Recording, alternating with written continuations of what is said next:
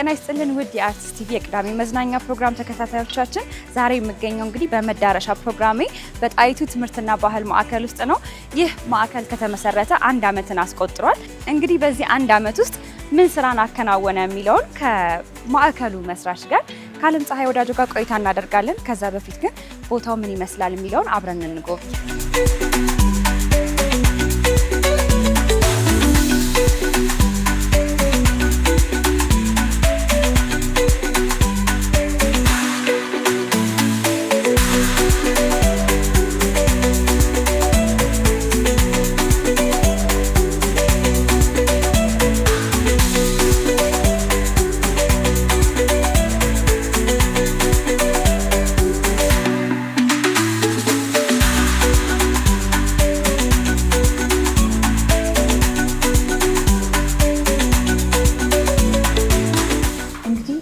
ደግሞ በትልቁ የዓለምዬ ስዕል አለ። በጣም ነው የሚያምረው። ከትልቀቱ በዛ ላይ ደግሞ በቃ መልኳን ቁጭ ነው ያደረጉት። ብላክ ኤንድ ዋይት መሆኑን በጣም ነው የሚያምረው። እንግዲህ ከዓለምዬ ጋር ዛሬ ለመጀመሪያ ጊዜ ነው የምገናኘው። በጣም ማከብራት ጸሐፊ፣ ገጣሚ፣ ተዋናይት ነች። እስካገኛት ድረስ ጓጉቻለሁ። ቶሎ ቶሎ ጎብኝተን ወደ እሷ እንሄዳለን።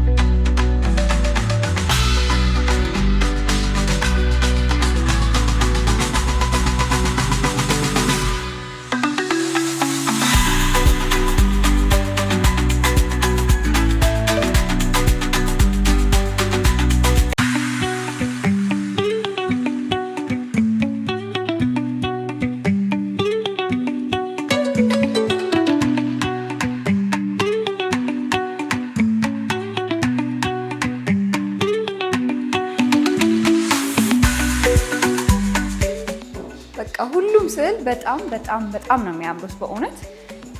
አንዳንዶቹ ፎቶ ነው የሚመስሉት። ቀርባችሁ ስታዩት ነው ስዕል እንደሆነ ራሱ የሚያስታውቀው በእውነት።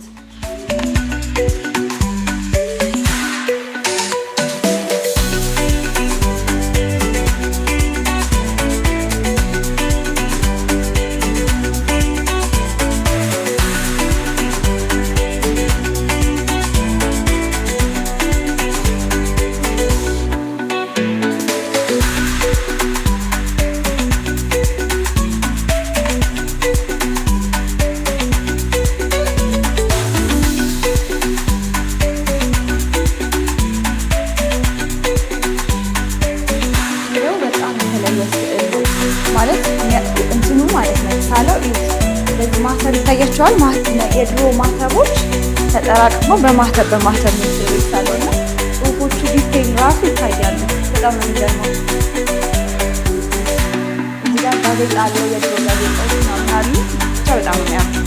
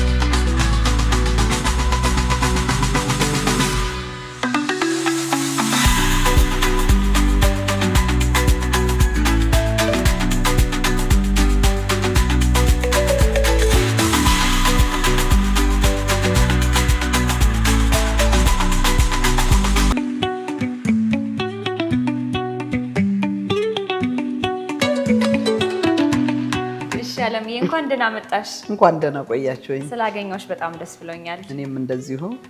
አንቺን ከማግኘቴ በፊት ዞር ብዬ ማዕከሉን እየጎበኘው ነበርና በጣም ነው የሚያምረው። በዛ ላይ ስዕሎቹ በጣም አስገራሚ ናቸው።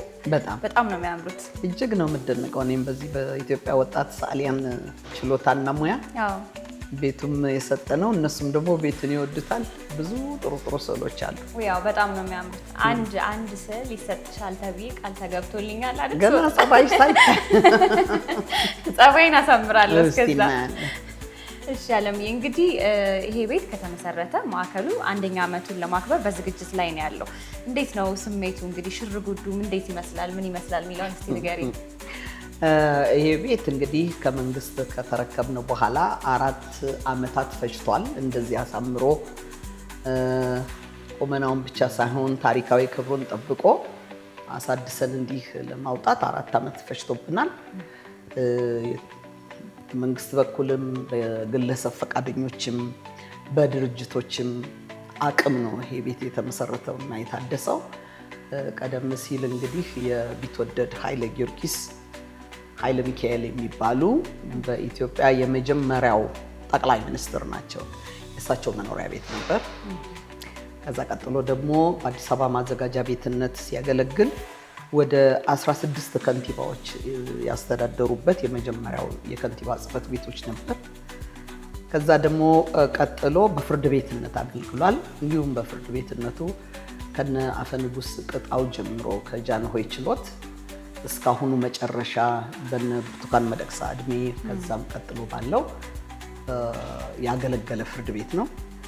ከዛ እንግዲህ ቤቱም ሲደክም ፍርድ ቤቱም ወደ ሌላ ቦታ ሲሄድና መውደቅ ላይ ነበር። ሆነን ለመናገር ቤቱን ስረከበው እንዳያችሁት ምናልባት ዞራችሁ ስታዩት ቤቱ ወድቆ ነው እኔ ያገኘሁት። ቅርስ ነው። ተረክቤ ከመንግስት አድሼ ነው ጣይቱ የባህልና የትምህርት ማዕከል የሆነው። ይሄ ማዕከል እንግዲህ አምና በጣይቱ የባህልና የትምህርት ማዕከልነት የተመረቀበትን 1ኛ ዓመት ነው የምናከብረው።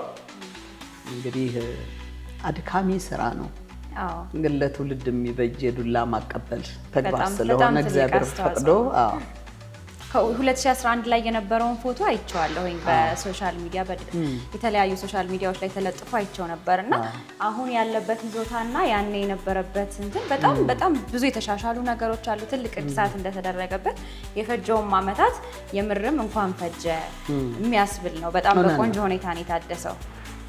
ገንዘብ ብቻ ሳይሆን የፈጀው ብዙ የሰው አቅም ፈጅቷል። መጀመሪያ እኔ ቦታው እንደተሰጠኝ በመንግስት አርኪቴክት ፋሲልን ያናገርኩት። አርኪቴክት ፋሲል ለብዙ ዓመታት ይህም ቦታ ከነ ዶክተር አሉላ ፓንክረስ ከነ ፕሮፌሰር ባህሩ ዘውዴ ጋር ከመንግስት ጋር ይሟገቱበት ነበር። ይህም ቤት ማዳን አለብን በሚል ሳይሰጣቸው ቆይቶ እኔ ጋር ሲሰጠኝ እባክህ ተሰጠኝ ስለው በነፃ አገለግላለሁ ብሎ የመጣ አርኪቴክት ነው። እንደነሱ አይነቶቹ ሰዎች ቢከፈላቸው አቅም የሌለው አይነት ተግባር አከናውነዋል። የሱም ረዳት እንዲሁ ሌላው አርኪቴክት ፍቅረ ስላሴ ስፍር ይባላል። በነፃ ነው መጥቶ ያገለገለው።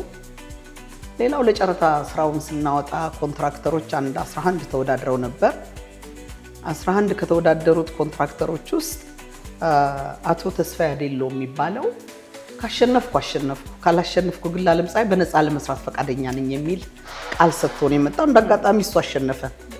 ያን አይነት ፈቃደኝነት፣ ያን አይነት የአቅም አገልግሎት መስጠት ያ ነው ይሄን ቤት ያኖረው። ከዛም በኋላ የቦርዱ አባላት፣ የፋይናንስ አገልግሎት የሚሰሩት ሰዎች፣ የቢሮ ጥበቃ ወይ ምንም ነገር በመልካም ፈቃድና በትብብር ላይ ስለተከናወነ ጉልበትም አቅምም ገንዘብም ብዙ ፈሶበታል በእውነትና ይሄ የግል ውጤት ብቻ አይደለም፣ የብዙ ሰዎች ነው። ቀደም ሲሉ ደግሞ ያለፉት የኔ መምህራኖችም አብረውኝ የገነቡት ነው የሚመስለኝ በእውነት እና እርግጥ የመጀመሪያው የግለሰብ የጥበብ ቤት ነው በኢትዮጵያ። ለብዙ ዓመት ህልሜ የነበረው የጣይቱ ሐውልትን አዲስ አበባ ውስጥ ማቆም ነበር። እንደመጣሁ ያንን ሁኔታ ለመፈጸም ለማከናወን ነው የገባሁት ሀገሬ። የማይሆን መሆኑን በተመለከቱበት ጊዜ ምናልባት ትውልዱ ላይ የመስራት ትውልዱን የማስተማር ትውልዱን ባህልና በጥበብ የማነጽ ተገቢነቱን በመረዳቴ አሁን ይኸው እሱን እያደረገ ነው ቤቱ በሚገባ። እንዳልሽውም ደግሞ በገንዘብ የማይለኩ በጣም የብዙ ሰዎችን አስተዋጽኦ የፈሰሰበት ቦታ ነው በደንብ። እንግዲህ አሁን ደግሞ ከዚህ ሁላ ጊዜ በኋላ ተመርቆ አንደኛ ዓመቱን እስከሚያስቆጥር ድረስ ዓመቱን እንግዲህ ልናከብር እዚህ ተገኝተናል አይደለም? አንድ ዓመቱ እንዴት ነበረ? ምን አገልግሎት ሰጠ? እንደተባለው መነሻ ሀሳቡ እንዳለ ሆኖ በዚህ አንድ ዓመት ውስጥ ምን አገልግሎት ሰጠ ማዕከሉ? እንግዲህ ይህ ማዕከል ከተመረቀበት ልክ ባለፈው ዓመት ኤፕሪል ላይ ከተመረቀ በኋላ የመጀመሪያ ስራው አስተዳደሩን ማዋቀርና የአስተዳደር ጽሕፈት ቤቱን ሁኔታዎች ማመቻቸት ነበር። ማኔጀሮች የመቅጠር፣ ጽሕፈት ቤቱን የማደራጀት፣ ስልክ፣ ይሄ ዋይፋይ ምን አይነት የቢሮ ተቋማትን መስራት እሱን አከናውኗል። ከዛ በኋላ ግን የኢትዮጵያ ጥበብና ትምህርትን ለመደገፍ ስለሆነ ልክ ስሙ እንደሚጠቁመው እንደምታዩ አሁን የምታያቸው የስዕል ኤግዚቢሽኖች ይሄ የስዕል አውደ ርዕይ አራተኛው ነው። በዚህ ቤት ብዙ ወጣቶች እየተገለገሉበት ነው እና የስዕል ኤግዚቢሽኖች አካሂደዋል። በትምህርት ረገድ ደግሞ በተውኔት በበገናና በስዕል ወጣቶችን በማሰልጠን አስመርቋል። ከዛ በተረፈ ከአዲስ አበባ የባህልና የኪነ ጥበብ ቢሮ ጋር በመተባበር ባዛሮችን አካሂደዋል። ከዛ ሌላ እንደነ ዶክተር አሉላ ፓንክረስት የሰሩት ፊልም ነበር በፒያሳ ላይ፣ እሱ እንዲታይበት በር ከፍቷል። በደራሲ መርሲ ወልደ ቂርቆስ መጽሐፍና ታሪካቸው ላይ ዝግጅት አድርገዋል።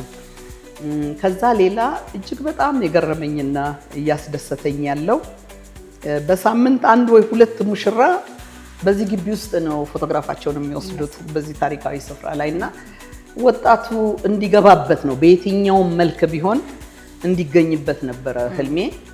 እሱ ደግሞ ራሱ ወጣቱ ውስጥ እየሰረጸ እየመጡ ናቸው እና የትምህርቱንም የባህሉንም የሌሎቹንም ነገሮች እያካሄደ ነው። ለእኔ ግን ይሄ በቂ አይደለም። ገና ብዙ ነገሮች ማድረግ አለበት። በትምህርትም ረገድ ብዙ ዘርፍ ነው አስቤ የተነሳሁት። በጥበቡም ረገድ ገና ብዙ ይቀርብናል። ግን አሁን ባለው አቅም ለደራሲው መጠጊያ ሆኗል። አዎ፣ ለተዋንያኑ ደግሞ እየመጡ ማሰልጠኛ ቦታ ለሚቸግራቸው ቦታ ፈቅደን ሰርተውበታል። ለሰዓሊው ቦታ ሆኗል። አዎ፣ እነዚህ የጥበብ ሰዎች ቤታቸው ነው የሰራነውም ለዚህ ነው። ስለዚህ እየመጡ ስራቸውን ጥበባቸውን እያቀረቡበት ነው። ጥበባቸውን ማቅረብ ብቻ ሳይሆን የሚለማመዱበት ወይም ፈጠራቸውን ገና ከመጀመሪያው የሚያጭሩበት ቦታ ሆኗል። ድምፃውያኑም ደግሞ ክሊፕ እየመጡ መስራት ጀምረዋል። እንግዲህ ለሁሉም የጥበብ ሰው እየተሰራ እየተደረገለት ነው ያለው። ግን በሰፊው ደግሞ እንደምንቀጥል ተስፋ አደርጋለሁ። በዚህ አጋጣሚ ግን በእውነት የአዲስ አበባ ባህል እና ኪነ ጥበብ ቢሮ በገንዘብም በጉልበትም በቁሳቁስም አጠገባችን ነው። አንዳንድ ፕሮግራሞችም አብሮን እየከተተ እየሰራ ነው። ላመሰግን ፈልጋለሁ። ሌላው ጎናችን እየተሰራ ያለው ቴምር ሪል ስቴት ነው። እሱም እንደዛው ነው። በጣም ይደግፈናል በእውነት እና በዛ መልኩ ግን ገና ይቀረናል። የአቅምም ጥያቄ አለ። ቤቱ የታሰበው ወደ 11 ሚሊዮን ይፈጃል ብለን ነው ስንነሳ። ከ30 ሚሊዮን ብር በላይ ነው ያወጣው። ዳም አለብን። ደግሞም ቢሆን አሁንም የማካሄጃም ሆነ ያስተዳደሩ ወጪ ቀላል አይደለም። ትልቅ ግቢ ነው፣ ብዙ ስራ የሚጠበቅበት ነው እና እንግዲህ ስቀበለውና አደራዬን ስረከብ ጋዜጠኞችንም አደራ ብዬ ነበር። አብራችሁኝ ይሄ ቤት ምን ሆነ፣ ይሄ ቤት ምን ደረሰ፣ ይሄ ቤት ምን ጎደለው እያሉ አብሮ ማጎልበት ይጠይቃል። ጥበብና ይሄ ጋዜጠኝነቱ አብሮ ካላደገ በስተቀር ሚዲያው እችን ሀገር ደግሞ በሰው ልጆች አስተሳሰብ ካልቀየርን ከባድ ነው እና እንደዛ አይነት ነገር ይጠበቃልና እናንተስ ምን አደረጋችሁ ለጣይቱ የሚለው ጥያቄ ለአንቺ የሚቀርብ ይሆናል። እውነት ነው። እኔም ተጠያቂ ነኝ። አንዷ ያው ዛሬ መጥቼ ኃላፊነቴን እየተወጣው ነው። በዚሁ አያይዤ ግን አለምዬ እንግዲህ አንቺ ሁሉም ኢትዮጵያዊ እንደሚያውቀው ጸሐፊ፣ ተውኔት፣ አዘጋጅ፣ ተዋናይት፣ ገጣሚ የብዙ ሙያ ባለቤት ነሽ እና ማዕከሉ እንዳልሽኝ የባህልም የትምህርትም ማዕከል ነው። አንቺስ ስልጠናዎች ትሰጫለሽ ወይ በዚህ ማዕከል ውስጥ? እኔ አሁን አንዷ ነኝ፣ ከአንቺ ስልጠና መውሰድ ከሚፈልጉት አንዷ ነኝ። ስልጠናዎች ትሰጫለሽ ወይ የሚለውን እስቲ መልሽልኝ እባክሽ። ከሆነ መች ልምጣ? እውነት ነው። አሁን ያለፈው አንድ ዓመት እንዳልኩት እንደ ትራንዚሽናል የመተላለፊያ ዘመኔ ልበለው እዛ ዘመን ላይ ነኝ ያለሁት። ቤቱ የራሱን ነገሮች እንዲያስተዳድር የራሱ አስተዳደር ክፍል ተሰጥቶት ነው። አሁን ግን እንግዲህ ጠቅልሎ ወደ ሀገር የመግባት እቅድ ነው ያለኝ። እድሜም የሚጠይቀው ያንን ነው። ቀሪ እድሜን ደግሞ ለሌሎች ወጣቶች የመስጠት ነው። ይገርምሻል አሜሪካን ሀገር ሳስተምር ሳሰለጥን ብዙ ወጣት አፍርቼበት አሁን እነዛ ደግሞ ምን እንደሚወጣቸው አላውቅም። እውነት ከባድ ነገር ነው። 25 ዓመቱ ነው እዛ ይሄ ማዕከል ይሄን አይነት ስራ ሲሰራ እና ወደዚህ ፊቴን አዙር ያለው እግዚአብሔር ፈቃዱ ከሆነ እንደሱ አደርጋለሁ ብዬ አስባለሁ። ስለዚህ የሚቀጥለው ዓመት የመጀመሪያ ተመዝጋቢ እኔ ነኝ። እሺ ስለዚህ ለቀጣይ ዓመታትም አሁን አያይዘሽ ስለመለስሽልኝ የታቀዱት ነገሮች ይሄ አንዱ ነው ማለት ነው። አንቺን በደንብ ወደ ሀገርሽ መለስ ብለሽ ሙሉ ለሙሉ ቀልብሽን ሰብስበሽ ለሀገራችን ወጣቶች በጣም ብዙ ነገር እናበረክታለን ብዬ አስባለሁ። በጣም ከዚህ በፊት የነበረው አንድ ዓመትም ብዙ አደረጃጀት ላይ እየሰራችሁ እንደነበረ ነው ያው የተረዳሁት። ስለዚህ ቀጣዮቹን ዓመታቶች ደግሞ በየዓመቱ በጣም ብዙ ትልልቅ ወጣቶችን እያፈራን እንግዲህ የምናስመርቅበትም ቤቱንም እየመጣን የምንመርቅበት ይሆናል ብዬ ተስፋ አደርጋለሁ። አሁንም አለ ቅዳሜ ልታያቸዋለሽ። እዚህ ቤት የተመረቁ ወጣቶች በስዕላቸው ምን ሰሩ፣ በትወናቸው ምን ሰሩ የሚለውን ህዝብ ፊት እናቀርባቸዋለን። የተመረቁት ልጆች ትርኢታቸውን ያቀርባሉ። ከአንጋፋ ጸሐፊያን ከአንጋፋ ተዋንያን ጋር መድረኩን አብረው ይካፈላሉ። ከጣይቱ ማዕከል የወጡት ልጆች ማለት ነው። በሰፊው እንቀጥላለን። እዚህ ግቢ ውስጥ አምና አንድ የህፃናት መጽሐፍ ጣይቱ የሚል አስመርቀናል። ያ ደግሞ ጣይቱ የሚለው የህፃናት መጽሐፍ ለህፃናቱ ተሰራጭቶ አሁን እንግዲህ ህፃናቱ ጣይቱ ማናት የሚለውን ነገር እያወቁ ነው ያሉት። እንደምታየው ደግሞ ቦታው የሰጠ ነው። አድዋ እዚህ ጋር ነው ያለው በደንብ ፊት ለፊት ሁላችንም እቺ 0 ኪሎ ሜትር የምትባለው እነ ምኒልክ የተነሱባት ቦታ ናት። እና ደግሞ የእሱን ያህል አንድ ሌላ ታሪክ መስራት ይጠበቅብናል። እንግዲህ ከዚህ ሁሉ ጊዜ በኋላ አንደኛ ዓመቱን ሲያከብር ምን መርሃ ግብሮች ሊካሄዱ ታቅደዋል? አንቺስ ምን እየተሰማሽ ነው አንድ ዓመቱን ሲያከብር የሚለውን ደግሞ እስቲ ንገሪኝ እባክሽ። እኔ እንግዲህ ምን መሰለሽ ሰው እንደ እናት አንድ ልጅ አሳድጎ ወጥቶ ለፍሬ ሲደርስለት እንደማለት ነው። እርግጥ ነው ልጅ አንዳንድ ጊዜ ምን ትለኛለች፣ ስንት ውጤት ነው ልጅሽ የሚሆነው አይነት ትለኛለች። ብዙ ስለምሰራም ነው። ግን ይሄ ደግሞ በጣም ትልቁ ህልሜ ነው። የህልሜ ትልቁ ጣራ የጣይቱ ማዕከልን በአዲስ አበባ ማቆም ነበር። ይኸው እዚህ ደርሶ አየሁኝ። እግዚአብሔር ክብሩን እሱ ይውሰድ እንጂ በእውነት ለመናገር ብዙ ሰው በህይወት ዘመኑ ሊያይ የማይችላቸው ብዙ ነገሮች አሉ። እኔ ግን እንዳይፈቀደ ልክ ሩጫ ያኔን ጨርሼ ዱላዬን የማቀበል ያህል ነው። ከዚህ ቀጥሎ ትውልድ የሚቀጥልበት ቦታ ሰጥቻለሁ።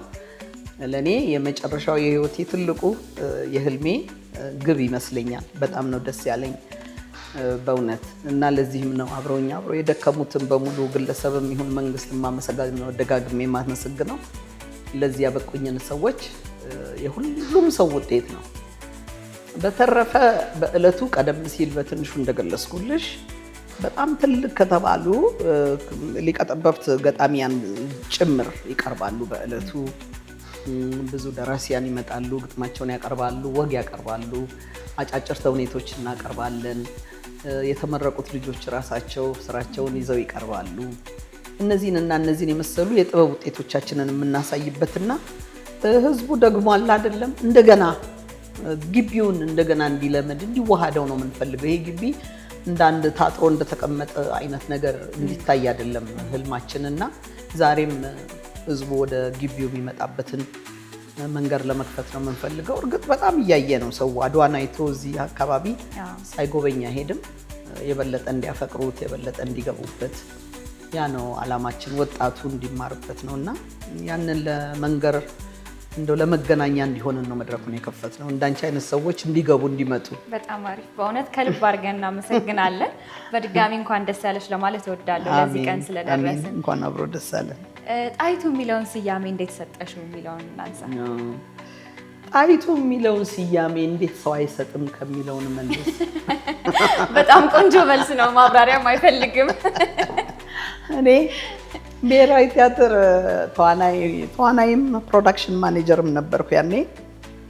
አንድ ሚስተር ጆን በርንስ የሚባል የአሜሪካን ኤምባሲ ፐብሊክ ሪሌሽን ኦፊሰር ነበር።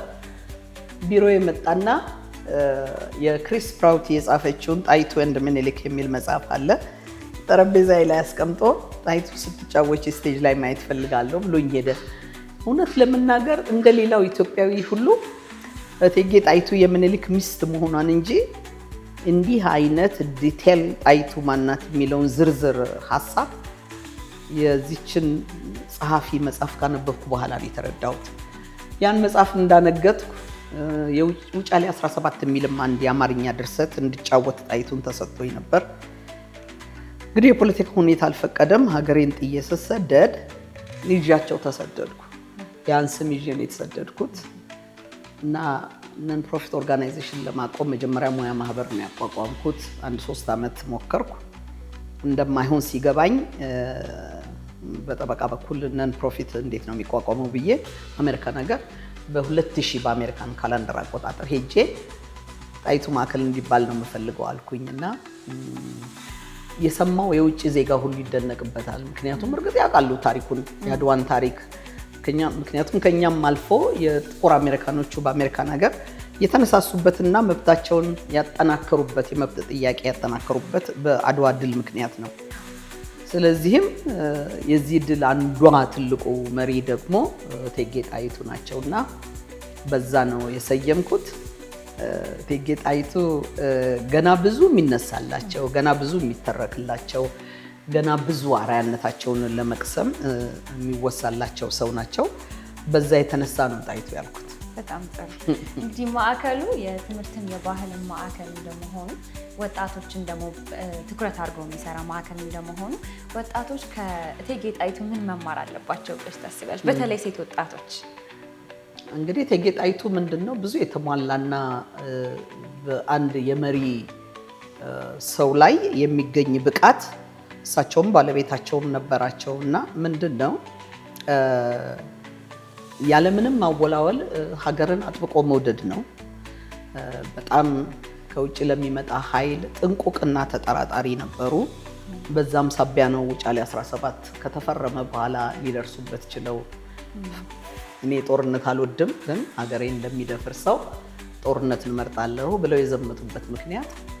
ሌላው አልወለዱም፣ መሀን ናቸው። ግን ከመላው ኢትዮጵያ ከተለያዩ ግዛቶች ወደ 200 የሚጠጉ ህፃናትን አምጥተው አሳድገው ለመንግስት አስተዳደርና አመራር ያበቁ እናት ናቸው። እንደ ወታደር አንዳንዱ 5000 ይላል። ለማንኛውም ከ3000 በላይ ጦር በሳቸው ስር እየመሩ አድዋ ሌላውን አርበኛ ያላንዳች ጥርጣሬና ፍርሃት ወደ ኋላ እንዳይል ያዘመቱ ሰው ናቸው። ያ ብቻ አይደለም። በወቅቱ ያንን ሁሉ የሴት ዘማች በሚያዘምቱበት ደግሞ ጊዜ በስንቅ እንዳይጎድል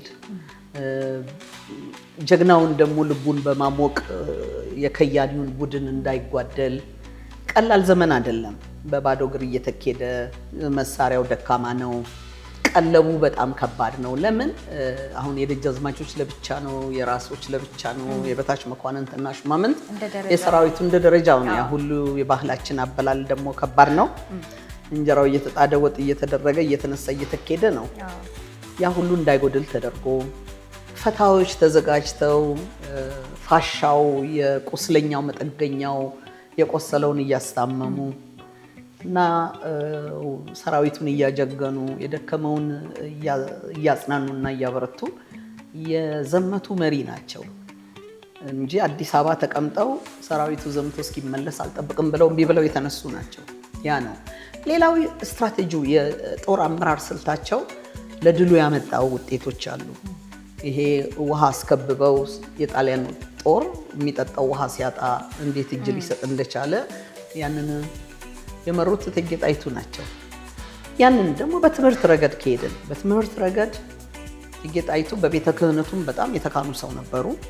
ምክንያቱም በነበሩበት በእናታቸው ቤት የነበሩት እንጀራ አባታቸው ከደጃዝማች ብጡል ቀጥሎ የቤተ ክርስቲያን ሊቅ ነበሩ። ሊቅ ኃይሉ ይባላሉ እና እሳቸው በገና ሳይቀር የቤተ ክርስቲያንን መጽሐፍ ሳይቀር ከ15 እስከ 16 ዓመት የሚገመት ትምህርት የቀሰሙ ናቸው እቴጌ። አንድም ያስተዳደር ብስለት ከዛ ነው የመጣው። ስለዚህም በገና ይማራሉ። ገጣሚ ናቸው። ግጥሞቻቸው በጣም ጉልበታም ናቸው። በዛ ላይ ደግሞ የቤተ መንግስትን አስተዳደር፣ የምግብ አቅርቦትን፣ የግቢ አሰራርን፣ አስተዳደርን ጭምር ያሰለጠኑ ያዘመኑ ሰው ናቸው። ከዛ ሌላ በኢትዮጵያ መንግስታት አንድ ጊዜ ወረይሉ፣ አንድ ጊዜ አንኮበር፣ አንድ ጊዜ ሌላ ቦታ እየተባለ መንግስት ይዞር ነበር። ህዝቡም ይንከራተት ነበር። እቴጌ ናቸው እንግዲህ አዲስ አበባ ውስጥ እኛ እዚህ ሰፍረን ተቀምጠን ህዝቡ ወደኛ መምጣት አለበት በሚል ዛሬ በምናውቀው ዘመናዊ አስተዳደርን መቅረጽ ማለት ነው። እዚህ ቤተ መንግስት ፈጥረው ህዝቡን እንዳይጉላላ ያደረጉ ዘመናዊ አስተዳደርን የፈጠሩ ሰው ናቸው። እነዚህ ትልልቅ ውጤቶች ቀላል አይደሉም። ትምህርት ከባህልና ከቤተ ክርስቲያኑ ቢጀምር ሀገር ወዳድ ወጣት እናበቅልበታለን የሚል በጣም ጠንካራ አቋም ነበራቸው። ምናልባትም ዛሬ ለብዙ የአስተዳደራችንና የፖለቲካ ችግሮቻችን ከተከሰተው ነገር አንዱ ከውጭ ቃርመን የምናመጣቸው ነገሮች ሊሆኑ ይችላሉ። እሳቸው በዛ ቋሚ ሀሳብ ነበራቸው እና ያም ልዩ ነገር ነው ለሳቸው እና በተለያየ ብዙ ዘርፎች የማይናቅ በጣም ከባድ የሀገር አመራር ትልቅ ሚና ነበራቸው።